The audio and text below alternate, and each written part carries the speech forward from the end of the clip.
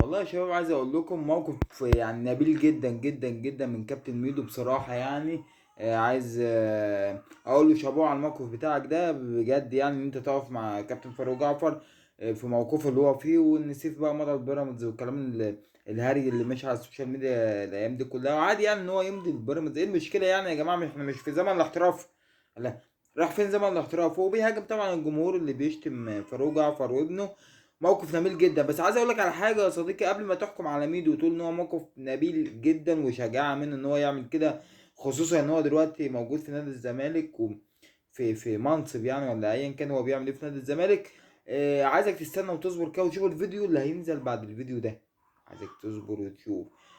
سبحان الله، في نفس الحلقه في نفس البرنامج، اسرع واحد يغير رايه ويغير مبدأه في نفس الحلقه بيهاجم سيف فاروق في نفس الحلقة في نفس البرنامج. استنوا الفيديو اللي هينزل بعد ده وشوفوا.